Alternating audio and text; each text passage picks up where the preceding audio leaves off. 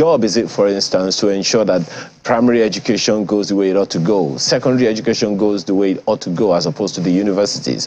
Wouldn't you say, for instance, that in terms of taking children back to the schools, the governors, the state governors, 14 of them members of your party, the PDP, have their own responsibilities?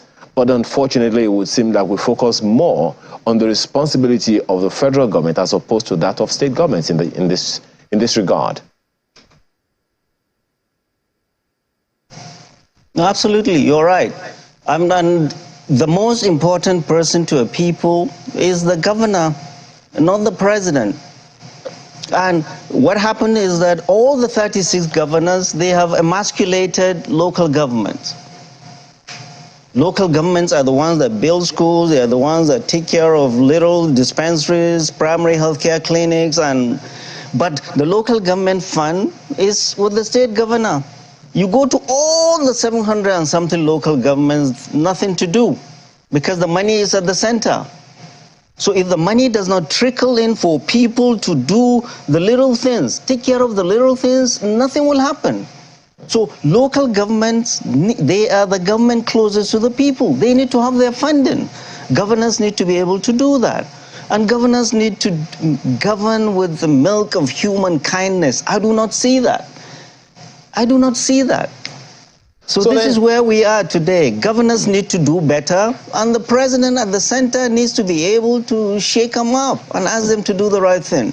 Well, it is not enough to say, oh, there is separation of power. Yeah, it would then seem that we're not even hearing the voices of your own governorship candidates making some of these comments along the line of the things that you have said. What will the governors themselves do? Or is it a global policy, a global manifesto of the PDP that the governors themselves are compelled to line up with? Right. I mean, and there is no template for every governor to do. I mean, things have to be taken and domesticated according to the states. But every governor, every gubernatorial candidate know their responsibility to their people, and they need to do better. This is a solemn responsibility, and many of these governors are not taken seriously. That is why we all must come in and raise our voices. And it doesn't matter the richer state to the poorer state. The richer the state, the more corruption. We are where we are today because of twin evils of corruption and bad governance. You take care of these two, we won't have all of these problems. And now, all the governors are guilty as charged. Okay. 21 of those governors are members of Europe, the major opposition party to yours. And your party has 14 of those governors in office as at this day. What in that regard would you say the chances of your party are to win at the seat, at the federal government seat in Abuja and across the 36 states? Yeah, our chances are good. Remember, President Muhammad Buhari came with how many governors? The CPC, he had only one governor in Nasarawa State. The beauty of democracy is that people will make that choice. And that choice will be made on the 25th.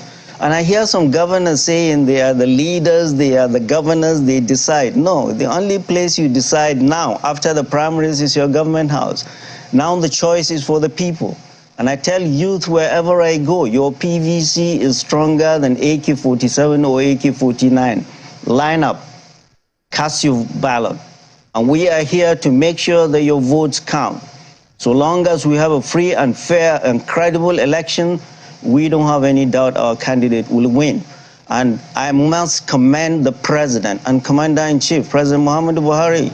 He seems committed to leave a legacy of a free, fair, and credible election.